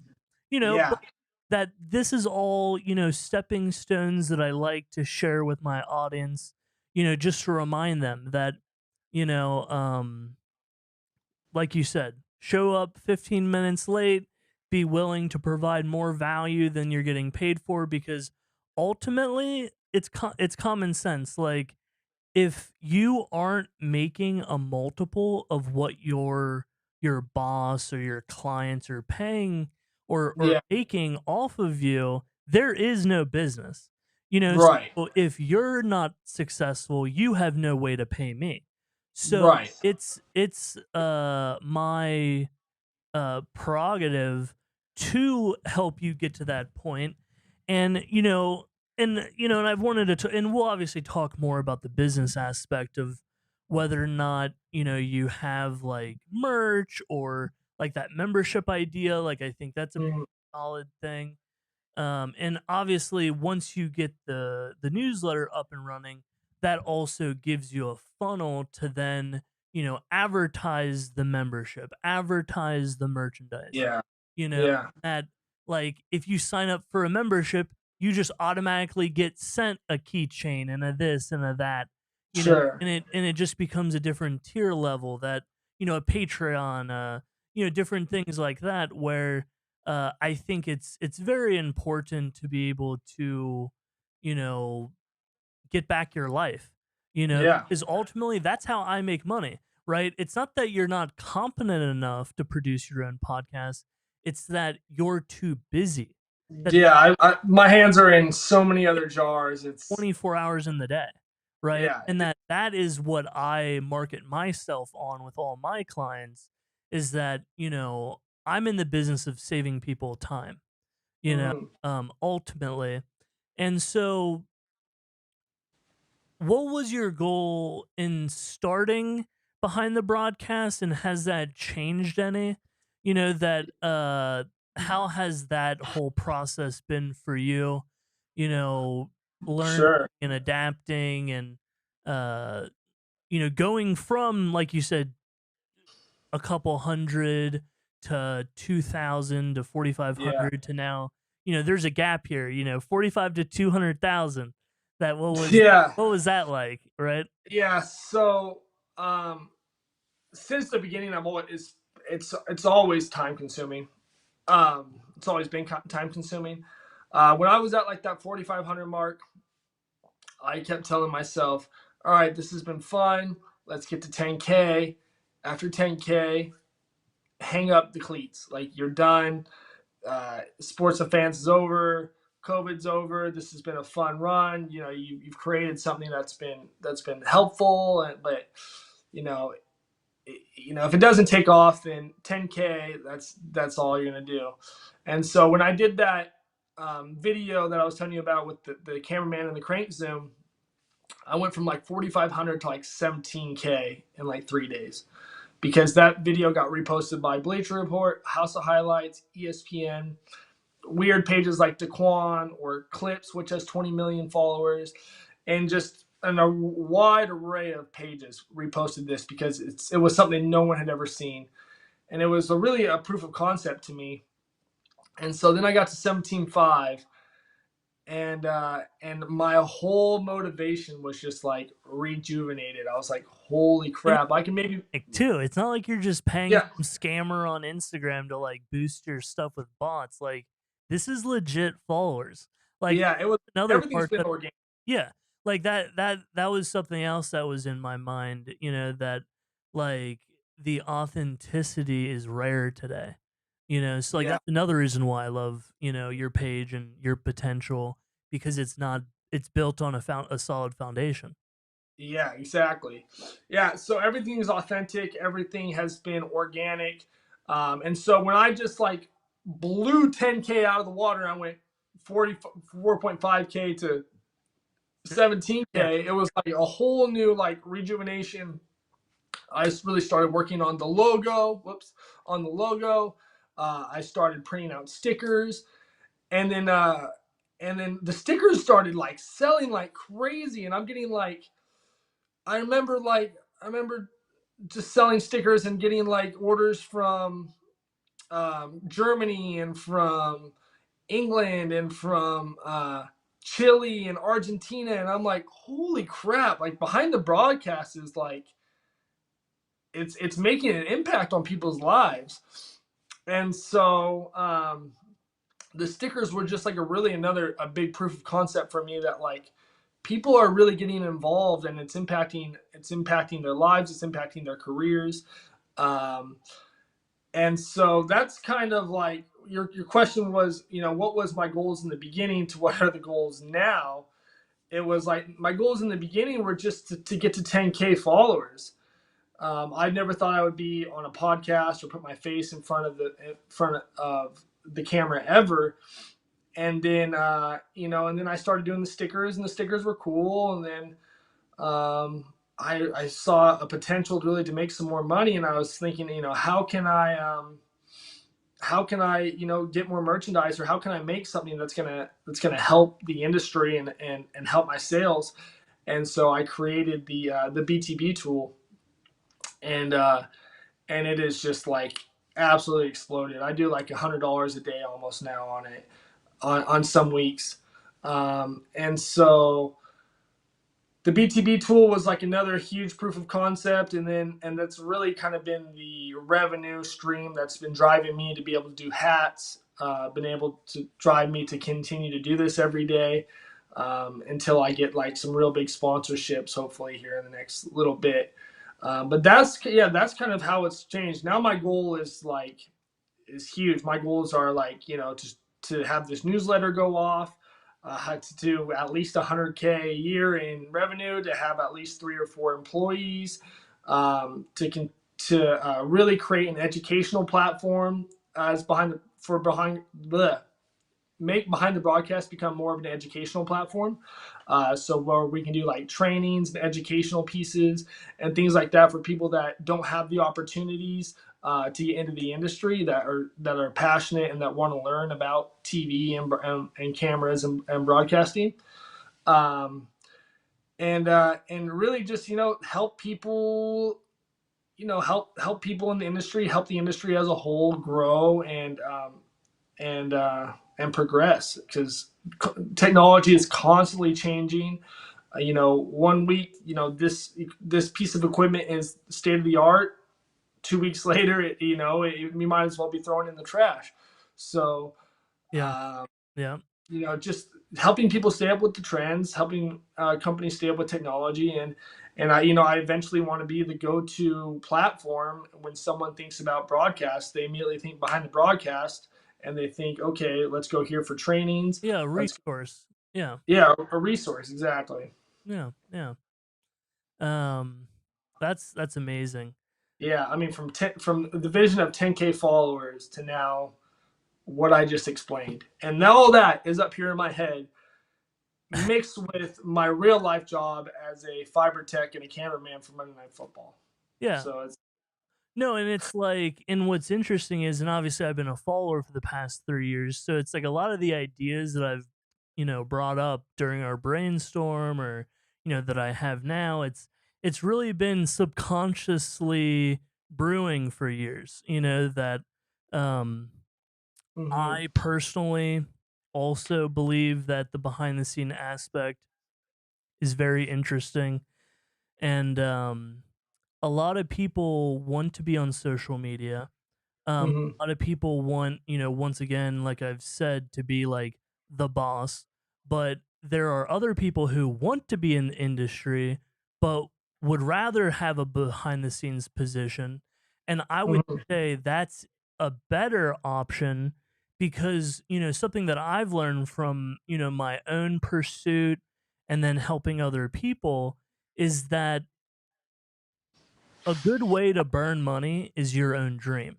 But if you can position yourself in the stream of someone else's dream and help them be successful than Yeah. actually how you make money in the entertainment industry, right? And I'm talking, Right. in a small scale from podcasts or a bigger standpoint from, broadcasts that Mm, like ultimately the majority of people that are making a living are those behind the scenes people that are working on a regular basis where yeah. an actor or an actress, they may only get an opportunity, every blue moon, Mm, sure, it may be for a big chunk of money, but ultimately the people that are really, oiling the the gears cogs. Yeah. The gears. Yeah. industry, who are making the consistent money is the behind the scenes people. And Yeah. that should be promoted because everybody wishes that they could be a part of the industry. And Mm, today, and I don't like getting political on my podcast, but like there are a lot of negative connotations for media right now. And sure. to be able to show the behind the scenes and to show the good people, that's Hmm. super important. Because ultimately, if you're able to, reveal behind the veil and be like, hey, these are just dope guys who are rapping cables like bosses and, they're dope guys, and Yeah. different Facebook groups and stuff of production people and, Sure. Yeah. uh, Because I mean, a lot of people don't realize how many people and how many different positions it takes to create just a single broadcast on a large network level. yeah, To give you an instance, or to give you an example, like an NBA game, like probably at least 40 to 45 people. Monday Night Football, we fly in over 100 to 110 people. And everyone has a job, everyone has an assignment, and it's really amazing how that many people come together to create one product every single week or every single day for that matter. And that's really overlooked. People just think like you go out there and you set up a camera and you plug it into a wall and you have a broadcast. yeah, That's not how it works, yeah. And so I'm here to help shed light on all that hard work that goes in to create what you're seeing at home on television. Yeah. And it's the same thing with like if you talk about different artists, that most artists have writers, so Yeah. look at it and you go, "Oh wow, like I really like so and so's song." In reality, that's like a 30-year-old girl who just like goes into different studios with a notebook and she's just a freaking genius. Yeah. She like is just ghostwriting all this stuff. That Right. it's like that behind the scene aspect, like my buddy Kevin McCove, he has, his own show and interviewed Rob Wells and different things like that. And you know, it's behind the broadcast that people don't get to see, that they don't recognize Hmm. um how And what they're getting. yeah, and I mean, I thought like she's trending so high right now, so I Yeah. really don't want to bring her up right now. But Taylor Swift like had a huge win in that aspect where she paid like $100,000 to uh, bonuses to each one of her to the truck drivers that transport all her concert equipment, all like the staging, all that stuff. Yeah, I heard that Because story. her show is so big Yeah. that it takes like two separate fleets uh, um, to produce her show. So while one truck is doing the show in one city, a whole nother truck is Enough. driving and setting up. Where usually, it's one crew, they Oh do the wow. show, they all pick up their stuff, and they go to the next place. Taylor's show is so big that there's two trucks, and then the other trucks that are And coming then to do meet the up. engineers move between the setups and it's just the people Yeah, so it up I that I think it's my are understanding. different people, or is it like a full on like different engineer totally for this show kind of thing? I think it's my understanding that like Because you made this. once one city is done with their show and the other city is starting the whole setup, that show that just finished, they're driving overnight doing complete extra hours to try and meet up with that show that already started the whole setup. So so it's not two separate entities. It's not two separate shows that are doing it. It's actually like kind of like one and a half Okay. basically, because they're setting up a whole they're setting up a whole show while another show's setting up, and then as soon as their show's done, they're driving overnight to that city to meet up and get everything going for that next show. And so Taylor like recognized that, and she gave 100 grand to each one of those truck drivers that are doing all these crazy extra hours just to make her show happen. And there needs to be a lot more of that in this industry, and hopefully behind the broadcast can help spread that message where talent sees how hard, how much effort goes in before they even get on site. For me, I do Monday Night Football, right? So we travel Friday, we work Saturday, Sunday, game on Monday. Usually talent shows up Monday morning or maybe Sunday night. So they don't see the 2 days that goes into this traveling circus um, before they get there. And, and so because talent doesn't see it, a lot of times the rest of the world doesn't see it. Isn't that And interesting so, how there's no like shows to really show the behind the scenes? You know, no, like some not, sort of like HGTV kind of thing, or that. And obviously, that's obviously what you or we want to do. And I could even see something where it would be like a shadowing program, even where like people would pay money, they would have to be vetted.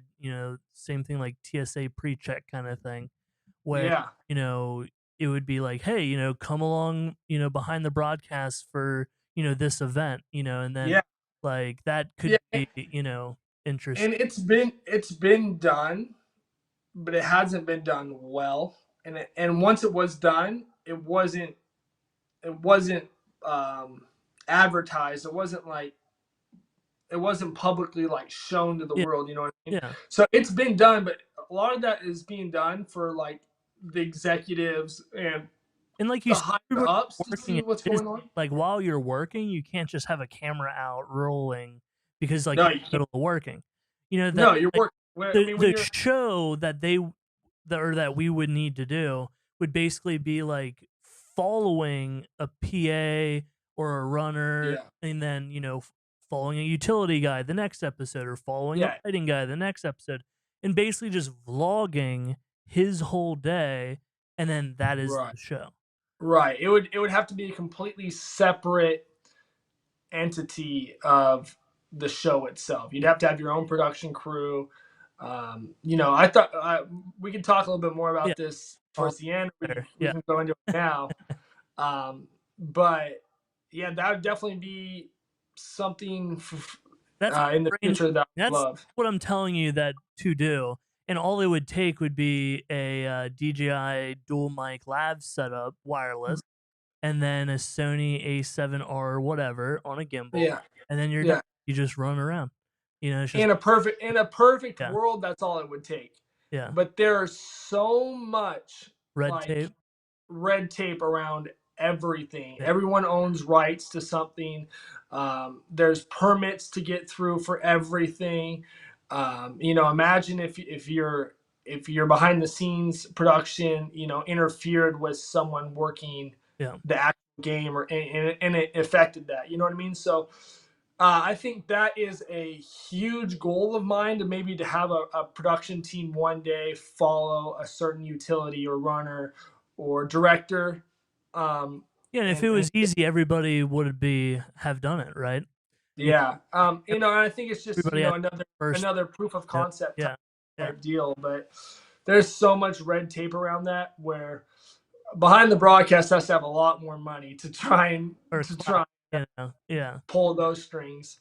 No, but I think, but that's the whole thing. Like, and that's what I bring to the table is that Mm, like, I don't want to say it's blind confidence, but like you almost like, and you know how it is. Like, you have to act like you already own the place. Like when you go into sure. venues, or when you go into this, or when you go into that, you have to act like you already belong there. And I know, like, and I actually don't know because I'm not on the inside, so I'm sure the red tape that you're familiar with is Mm, magnitudes greater than I've experienced. yeah. But what it comes down to is like finding like a publicist or finding, some sort of person, like Yeah. for example, I, like whoever Bleacher Report or mm, somebody like that who, may already have inroads, with mm, Y and Z, who may already have media access or something, yeah, you know. sure. I Uh, mean, definitely like on a lower level production, it's definitely like doable. For looking at water polo or or something yeah, I guess that that isn't makes sense. But what I or, was or thinking was something like that isn't the that, NFL. But when you get the NFL involved, yeah, yeah. I mean, dude, there's just a laundry list full of red tape. You know what I mean? Yeah. No, absolutely. And obviously you would want to have B-roll of the event to like Oh play with yeah, transitions and stuff. yeah, to You do know? it right, But like I right. said, like maybe Colorado with Dion or like, it's like or maybe like and maybe not that now, but Yeah, not, be other stories in the future too. And yeah, and what I explained to you on the phone too was all you have to do is do it once. To at least yeah, be able to create the concept so then when you do go into that red tape meeting, yeah. you're not even coming up with an idea, you already No, proof of concept. yeah, you already have proof of concept. Yeah, So, no, that's I love that's breaking through the fourth wall, and talking, a little bit about, behind the broadcast, right? Without yeah, teasing too much. But, so I also like asking, and we talked about your newsletter, we talked about some of your short-term goals. You're working with the merchandise, you're considering the podcast. So if you want to yeah, talk a bit about that, like before even meeting me, like yeah. what were your Um, aspirations short term over the next year or so? so my short-term goals, I just partnered with this company out of Santa Monica, and they're called Invis.tv, and what they do, um, they help like celebrities, they help athletes, they help social media influencers with like their merchandise and creating merchandise and marketing merchandise and with website building and stuff like that. I didn't give away any of the company. We've been going through talks with our between my lawyer and their lawyers for the last month, and we just got a deal done yesterday. I'm Congratulations. super. I'm saying thank you. I'm super excited with this deal that's going to happen. But pretty much the short-term goal is to create this website that ties everything together. It ties the socials together. It ties, hopefully, if I create a YouTube channel, it ties that together. It ties all the merchandise together. It ties the newsletter together, and then it becomes that sturdy, strong, professional platform that I'm trying to build for people to come to figure to be to see what A broadcast. community. It's a community. Yeah, yeah, it's You know, that creating a structure. behind the broadcast community. Yeah, exactly. And when I started the newsletter, my goal was to do I think it was like 300 subscribers in the first week. We're approaching 900. Amazing. So we have 900 subscribers. Just launched the Man, first oh, that's so edition. great. That's amazing. Yeah, we just launched the first edition. Today's Tuesday. We launched it on Sunday. Uh, Looking at the analytics, we're getting great feedback from the analytics. Uh, but dude, like I said, like Those are great numbers, dude. And like just imagine like that membership program where like people can actually like chat between each other and stuff and right, obviously that's like an app or whatever down the road, but that sure, I definitely see the potential, dude. That's amazing. yeah, sure. I mean that's gonna be like the real bridge, the real hurdle that you and I are gonna have to work with, and some other people are gonna have to work with is okay. You've got this following, you've got all these free subscribers. Having Sure. subscribers free is one thing. How do you get them to, want to contribute to your overall success in, paying $1 a month for a subscription or whatever that is? Yeah. Um, so I think that's going to be another short-term goal that we're going to try and get here. But for now, I'm very happy with the free subscribers and spreading more knowledge and really being able to educate more of the niche that I'd like to. Um, Yeah, and maybe but help out with that because, getting more educational content out there and getting, your face out there more, yeah, because from most people that probably just come across your page, they probably think it's just like a reposting thing. So in right, my opinion, the more that you put your face out there or, other correspondence, that if you don't want to be, in front of the camera, finding these creatives that you've gone to for content, yeah. you could always have them shoot content and educational content too, and then just, be a hub for that, you know, Sure. I mean, here's the thing about that is different master. I've already had that discussion with myself. Yeah, You yeah. know, thinking about having someone be the face of behind the broadcast, or if someone can So- talk about behind the broadcast yeah, for it, so, because yeah, I'm not very comfortable being in front of the camera, and I've been continuing to get better and better. Just as like with anything else, the more you do something, the better, the more comfortable you become, and the better you become at it. And so I basically came to an understanding with myself in that only I know my vision, my goal, and how I want behind the broadcast to be perceived.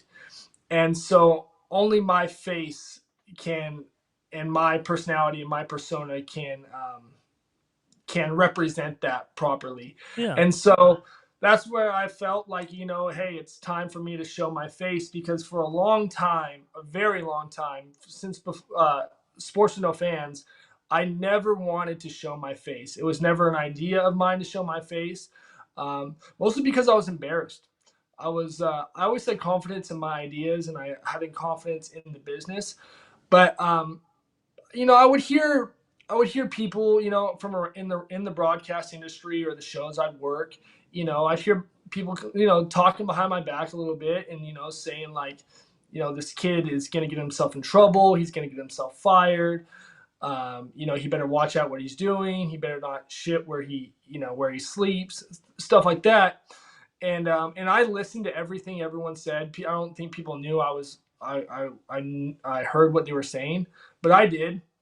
Word eventually got back to me, and so I was a little bit embarrassed by it, of showing my face in front of the camera. And it wasn't until I hit about 150,000 followers where that narrative of this kid is going to get himself fired changed to, wow, this is actually pretty cool. I really enjoy what this kid is doing. I really enjoy him sharing these behind the scenes and highlighting the people behind the broadcast, and creating an educational platform and helping people out with their day-to-day jobs, because that was my original goal. People just didn't see it. And so now that I'm at over 200,000 followers, yeah. um, I wouldn't necessarily say I'm popular, but it's pretty funny. I'll go to these shows, and there will be people coming up to me that were like, no way, you're behind the broadcast. They can't believe it. They're like, I never thought I'd meet this Maybe person. why we need to keep it as behind the broadcast instead of inside the broadcast, but Right, that right. you have that reputation, baked in, Yeah. And so now, once I started feeling that confidence, and I felt that support and that love from people, now it's made it a little bit easier for me to put my face out there and show my face as behind the broadcast. Because I didn't my biggest fear is, I work at a very high level of broadcast. I work the Super Bowl, I work the NBA Finals, I work, these tennis events every year. My biggest fear is the people that hired me thinking, oh, we're just gonna hire Parker, and he's gonna be working on behind the broadcast and his own personal things, rather than focusing on what we need him to be doing and hiring for. And that's my biggest fear, and that's something I do not want to happen. If you hire me to do a job, I'm going to give you my full effort in that job, and I'm going to not let behind the broadcast try and distract me. You know what I mean? I do behind the broadcast in my off time. I do behind the broadcast when I'm at lunch, but you'll never really see me on my phone mid-show, posting or taking video, because unless like it's been approved or I feel like now is an appropriate time to do so. And I think that's a huge part Good PSA. of of the story that I'm trying to get everyone to understand is, I love everyone sharing and reposting all this stuff, but just have the understanding that, you have to do it respectfully and you have to be do it at times where you feel it's okay to be doing it. You should never be doing it where you're distracting yourself from the job or the task at hand, or you're going to put someone else at risk. Um, and so that's something that those are like some goals, and those are some core morals that I try and stand by. And hopefully, the people that hire me and that continue to trust me to do these high level jobs can see that. Yeah. And that's, that brings us to the long term aspect, that have you seen any of your clients acting any differently, or, has it been a good thing? Have you gotten work from behind the broadcast, Yeah, So, interesting. as I ask that, also go into, what are some of your long-term plans, whether or not it's work-wise or behind the broadcast or some sort of a hybrid, how Yeah, that positively and or negatively, affected your long-term vision. yeah, interesting. Thankfully, um, behind the broadcast has not affected the work that I do professionally in a positive or negative way. People are hiring me for who I am and the work I can do, and that's how I want to continue it to be. Like, sure, a lot of the upper management has heard about behind the broadcast, and it's on their radar, and I've been pulled aside, and I've opened the conversation to them as, hey, this page and this business has grown way larger than I could have ever imagined. But I promise you that it will not become a distraction for, the tasks at hand and what you're hiring me for. Yeah. And they've all been very understanding of that. They said, Parker, we trust you. We know what you can do for us. We understand that, what your side projects are. If it does become a problem, we will pull you to the side and we will talk to you up front, if it's ever an issue. And I said, I really appreciate that, but it will never be an issue. And that's really how I try and run my personal businesses, or my Yeah. professional life. Um, as far as long term goals, man, I mean, I think the sky's the limit with behind the broadcast. I want to be doing massive numbers in revenue. I want to be doing big sponsorships with the largest broadcast companies like Ross Video or Fletcher or You said something Sony. bird dog or something like. Yeah, Bird Dog, Sony, um, uh, Calrec. Like, the biggest companies you can think of. I want to be quote unquote in bed with. And that's realistic, because like what I would also like to ask you too, and I don't know if this would be included in this, and I love asking everybody this question. What would be a seemingly unattainable goal that you have, from that long-term aspect of like a dream behind the scenes shoot that you would be producing, Yeah, an you know, unattainable goal would be, that, the you know, behind the scenes of, you know, like we were talking about earlier, a production company that is hired, to follow the behind the scenes of a certain director or someone at a high level, um, doing a high level sport. So let's say like following a director doing the Olympics, or following a director doing the NBA Finals, or something to that.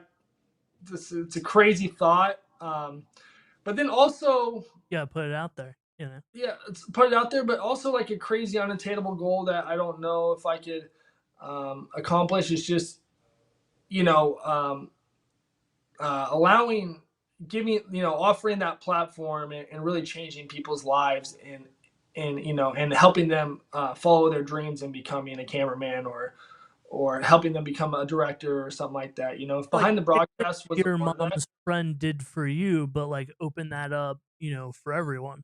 for everyone that wants the opportunity, and everyone that shows the passion and shows the drive.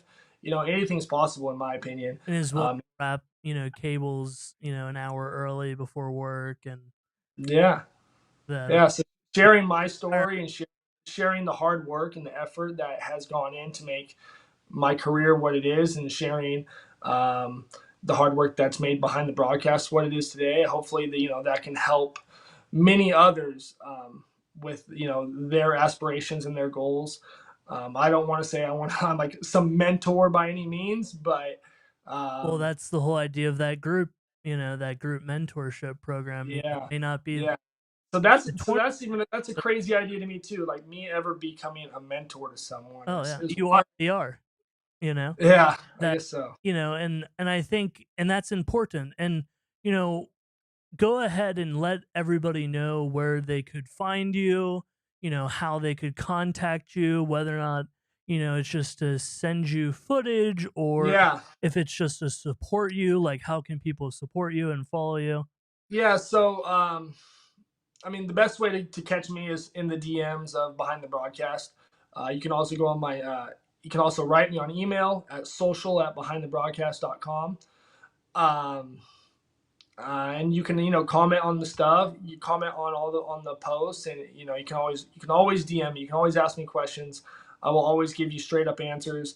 Like a lot of times, I'll get these crazy questions like, this equipment in my truck, is glitching out or it's overheating. Do you know why? I'm like, no, I'm not an engineer. I'm not going to pretend to be an engineer. What I know a when lot. we have a group where it's a utility only group or whatever, and Yeah, they're able to like a yeah, stuff to that yeah, like page a forum or something like that. Yeah, from the community. that could definitely be And possibly. obviously it's a Facebook group too, like there's tons of them.